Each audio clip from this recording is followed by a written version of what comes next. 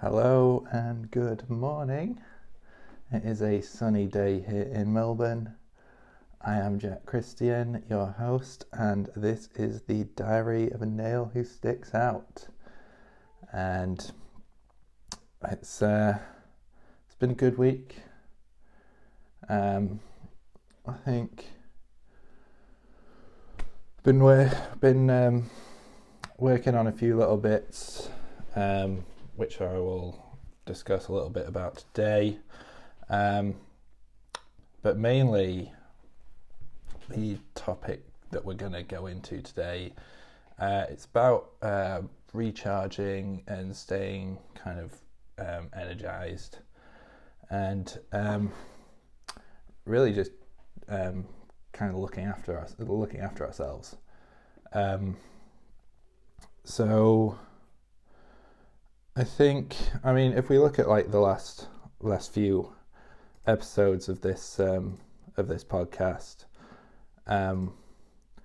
it's been a lot of like, I don't want to say negative, but I've been trying to talk about like things that are kind of hard for me, and I think that's really whilst I try to maintain a positive outlook, things have been I've been feeling I've just been feeling a bit run down by everything, and I think that's because, if I look at like the timeline of the last, let's say the last year. This time last year, I had in my plan to move to Australia, but at the time I was like deep in credit card debt, and had I needed to work really hard and bring in a lot of money to clear that debt, and then save enough for me to kind of come out to Australia. And in that time, I did all that. So I worked solidly, didn't really have any time off, and was just going hard. And then October time, I had all my so at the end of September, I moved out of my house in Sheffield, moved back in with my parents, because I'd got all the money together that I needed, and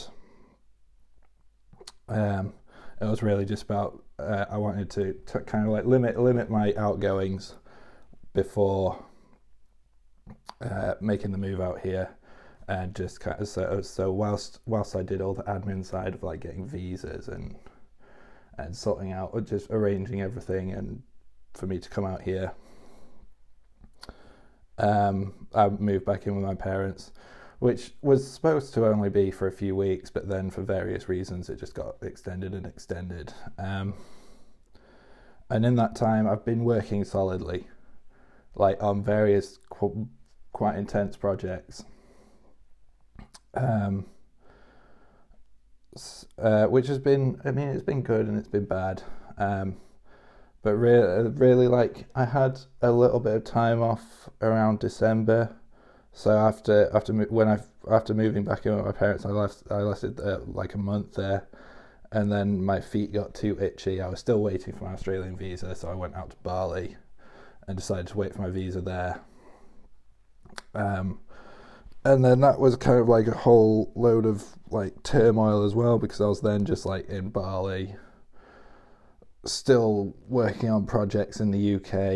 I hadn't really figured out how to do that. And was trying to like reassure clients that work was still getting done. They're fine with it now. We've got a decent working workflow between the two time zones for my UK clients, so that's all kind of worked out now. But at the time it was quite stressful, and then coming over to Australia finally, it's been still working with lots of UK clients and working weird hours, and basically the last kind of 12 months has just been non-stop. And especially now that I'm really pushing hard to get Australian work, which has proved harder than I thought it would. I think it's. I mean, the analogy I gave someone the other day is it's like I'm locked in a room with like 100 walls, and I know behind one of the walls is a secret door, and I just need to keep pushing on each of the walls until I find the secret door. That's what it's like. That's what it feels like. And there's it's like various like. Anyway, I don't want to go too deep on that analogy, but that's what it kind of feels like. And I think basically the culmination of everything that's in the last year is just kind of like, I feel like my battery's really starting to run down, and I'm losing a lot of enthusiasm for the work that I'm doing. And like, I still love what I do. I still love that I get to pursue this life and these goals that I have. I love that. But it's just that feeling of needing a recharge. So that's a long-winded way of me saying that's what the topic is today, just talking about like why it's important to kind of like recharge our batteries, stay fresh, what my plan is to do that, and yeah, that's it. So my plan, we'll go into the plan now. Like that's kind of like, that's where I'm at. That's the reason for the episode. So what am I going to do about it? So firstly, I'm actually going back to Bali. So next week I'm heading for a week in Bali with my girlfriend. We're going to go meet my friend from the UK, it's his birthday. He's going out to Bali. We said, we'll come, we'll hang out with you for a week, it'll be great. So I'm excited for that. I've told all my clients that this is something I'm actually really bad at. But I've told all my clients that I'm on holiday next week and I'll be unavailable, to which they've all agreed. And I think that's the first time I've ever done that since being even when I was in full-time work. I would still, if I would still be available for work if it was needed. So this is a real first for me, really a first for me, like putting my foot timeline down, like I'm on holiday. And I think that's going to be quite a difficult thing for me, because I tried to give myself time off. Like I've tried to give myself weekends, and I've really struggled not to do any work on a weekend because I just feel guilty, because I know that there's stuff I could be doing, and I know that stuff will benefit me in the long run. And it's just kind of that balance, like I need to kind of like switch off, but it's so hard to switch off. I think, I don't know, to anyone who runs their own business, whether it be big or small, even just a freelancer like me, like it's hard to switch off, right? I don't know, maybe it is just me. I'm just a functioning workaholic. But anyway, so next week I've made a pact with myself that I'm going to do no work. And that means that's not just client work. That means content creation as well. So no writing blogs and no podcast next week. I guess the listeners of this are the last quote unquote clients to find out about about my disappearance for a week. But yeah, there'll be no podcast next week. So yeah, that's I want to have guilt-free time off from work where I can just go and focus on having fun with people I care about. So that's like a week of switch off is the first step in me recharging. But I think, I mean, you can't go on holiday all the time. So I want to, when I come back, I don't want to feel like I'm just going back into a slog. I want there to be some excitement. I want there to be some joy in what I do. And I think, so I mean, I've done that at various points before where I've been in stages like this. So kind of this time last year, I was like feeling similarly run down for different reasons. Obviously, like I mentioned, there was some like financial strains I was under, which brings anyone who's been through that. It brings like that is a stress and a weight you carry around with you everywhere. So what I did, it was kind of like, well, the reason. So what I did was, I'll tell you why. Was I was kind of like feeling that the whole web development gig was kind of like, I was just kind of feeling exhausted by it, because it was probably about, I'd only just been freelancing for a year, and I was like, I hadn't really figured out, like, I thought the best way to get work was to just do it really cheap. And I'd done a lot of work, but I didn't really have any money to show for it. Like, I had money, I was surviving, but like I said, I was also like, anything I wanted to do beyond surviving all went on the credit card. And I just ended up in a load of financial difficulty. So I was just feeling exhausted by the whole thing. And I felt like I wanted to change direction. I wanted to go down something. I just wanted to leave the web development thing behind. So I had this kind of like 2-month obsession, let's say, with becoming a graphic designer. So what I did was basically, I went on Envato Tuts, which is a great resource for free skills. Free courses to get new skills. So I learned how to use Illustrator, and I had a bit of knowledge of how to use Photoshop, and I just started I wanted to, because at the time I didn't have Instagram. I hadn't had social media for a long time, and I wanted to get into some content creation. So I got an Instagram account, and I was like, okay, I'm gonna create something in Illustrator or Photoshop every day, post it on Instagram, and just that kind of ongoing, just creative project. It kind of sparked some like something new in me, and I think that really is what sparked me becoming more confident as a designer, and actually starting to sell web design as a service as well as just web development. And it created this whole new perspective and a whole load of different avenues to explore. And I think doing something like that has really opened my eyes into how learning and practicing new things just opens up a whole new world to you. I mean, I find the same thing with the writing that I'm doing, and even recording this podcast. It just gives you a whole new perspective on like what you can do, little like creative projects, like how you can bring your ideas to life. So that's something. And it, like, the fatigue that I was feeling, I then kind of like had this whole new wave of energy and creative spark, that from when I started, I mean, I was still kind of riding that wave in a way, but the kind of like outlets kind of moved towards the writing and this podcast. But the kind of like that decision and that little like project, it only lasted a few weeks,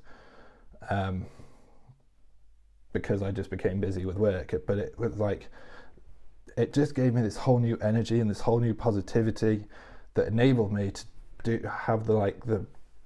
go and smash the projects, try stuff that I'd never done before, put myself in new situations, and take on projects that I didn't feel or I might have turned down in the past, just because I had this kind of like wave of creativity and confidence, which ultimately led to me fixing my financial issues, getting out to Australia, and getting to where we are now. So that's something I want to kind of like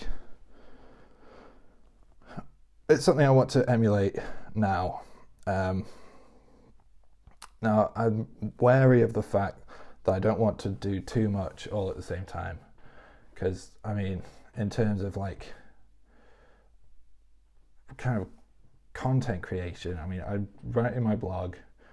That's not really I mean, it is a creative outlet, but that is work that I'm doing that for. That is, I've touched on it in other episodes, but that's about trying to get into the mind of potential clients and understanding what their problems are, and also showing potential clients that I can think about things through their eyes, and also hopefully get an SEO boost. So that blog is not, it's really work. It's not just a passion project, something for its own sake. This podcast kind of is, in that I want to practice communication. I want to be able to tell my story and kind of like share experience, and hopefully people can look at that and learn from it. And I don't know, we'll see where it goes. But I think so I mean, I really want to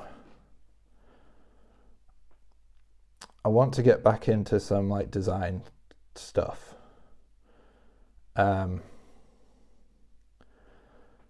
really kind of like double down on, and kind of like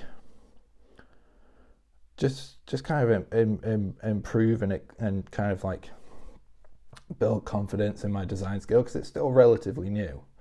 I would only say that I've been confident in my ability as a designer for like maybe not even a year. So it's really it's I want to kind of build on that. So what I've done is I'm just running through a course from the future, which is just UX fundamentals, which is, I think so far it's putting a lot more of a professional, like industry type context on being a designer. So for me, previously, I've learned the principles of, well, like the basic principles of design and how to kind of put things together. But I think this UX course is really opening my eyes into like almost the science behind it. So understanding psychology and putting like users at the center of what you're doing rather than just trying to make it look cool. So I think that's really valuable, and it really ties into the stuff I'm doing with my blog, where I'm trying to put other people at the center of like the service that I'm providing. So that's been really useful. And then I'm not doing it as frequently as I did last year, but I am just doing like a few like little design projects, which I might start posting on Instagram again. I'm not sure where I'm at with Instagram and social in general. I think I'm focusing a lot on long form content at the moment, and yeah, I think I'm going to need to look at doing some short form as well down the line. But I mean, you can't do everything, man. So yeah, we'll see where this kind of like this ends up. But I'm already feeling excited about just having some new stuff, feeling that little spark, and hopefully coming back from a week of fully switched off holiday, and come back and I can really like start to feel more joy in the work, and just like have that energy and just ride a new wave and see where it takes me. So that's kind of my plan. It's a really long explanation of the plan. I do like to ramble on these podcasts, so I mean, if anyone listens, then I guess they like hearing me ramble. Anyway, I wouldn't. Um, so I mean, that's kind of like, that's why. So I've discussed why I want to talk about it, about recharging batteries and keeping yourself fresh. I've talked about what my plan is to do that, and I think just as like so there's some kind of like, if someone else is feeling a similar thing, that is just that kind of like mental fatigue and just needing to like give themselves a bit of juice. Obviously, like a fully switched off holiday is a really valuable thing to do, but you can't always do that. But just giving yourself a creative project, a creative outlet that you can do every day, or at least a few times a week, that you're just doing for its own sake, because it piques your interest and you just feel a little bit of a spark around it. Like, do that, follow that, because the joy that you get from that energy will carry over into other things. So that will be my teaching point, if you like. And I think I'll finish about like why it's kind of important. And I really need to stop. I need to get better at this. Anyway, so yeah, why is it important? I don't think we really need to spend too long on this now, because it's so widely talked about. So many people talk about burnout, especially in the kind of post-COVID world, where working from home ended up with people, including myself, just burning themselves out, just because there was no distance between work and home anymore. And I think for me, like I've talked before about how I really used to buy into the whole like grind set, hustle porn type thing, and that fatigue you just have to push through. If you're giving into tiredness or weakness, then if you're giving into tiredness or fatigue, then you're weak somehow. I don't really think that way anymore. I think the time I spent doing that is beneficial in a sense that when I'm in like I had a project a couple months ago, where I was working like 14 to 16 hour days, like 5-6 days a week, and I was pushing really hard. This was again for a UK client. So yeah, still without Australians. Anyway, I was pushing hard on the project, but just knowing that I could push through in that time when it was necessary, like knowing because I have pushed through fatigue before, and it just helps to know that you can just keep going. And I think that's the way it should be. It's similar to kind of like how like athletes will approach training. So they don't train to exhaustion. So they'll train, they'll stress their body, they'll recover, and during training, recovery is king. You don't overtrain, you under recover. That having that kind of mindset helps. And then when say it's like a fighter, or they know they push themselves in the actual fight, or if it was like a football player or a soccer player, I'm in Australia, if it was a soccer player and they're in like the World Cup final, it goes to extra time, they have to push themselves that bit more. But they don't play 120 minutes every day. Do you know what I mean? So it's just kind of like treating your work similar to how an athlete treats their work. Where it's like you're putting in the hours, but you're not pushing yourself to fatigue unless you have to.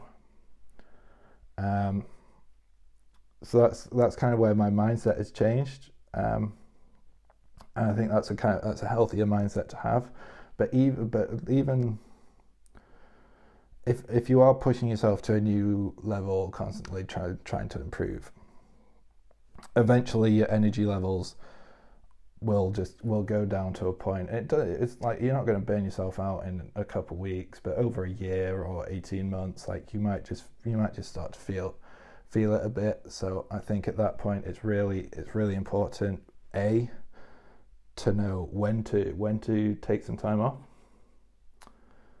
And well, I mean, it's not even just time off. It's knowing how to keep your energy levels as high as they can for as long as they can. So every so often you may need to take a week off, like I'm having next week. But if you can, like, have another method of just keeping your energy and some joy in your work and your life, then that will kind of keep you going for longer and mean that you don't have to switch off quite as often. So I think, knowing when and what to do are the key things to learn, and it might be an individual thing, but yeah, that's kind of what I wanted to talk about this week. Just being tuned in to what your battery level is and knowing how and when to recharge your batteries. I hope this is helpful to someone out there. I think it's a valuable thing that I've learned, certainly learned a lot more about over the last few years as a freelancer, and even when I was working full time during COVID, because like there was sometimes in COVID, like I did work like 30-hour days. So yeah, that's where we're at. Hopefully this is helpful to someone somewhere. Like I said, there's not going to be a podcast next week because I am on my holidays. So I will see you in 2 weeks' time when I am back, probably in a less sunny Melbourne than I am currently in, because it will start to be winter. It'll be June. First time ever having a winter in June. So yeah, Englishman in the Southern Hemisphere. Here we go. Have a great week. I'll see you soon.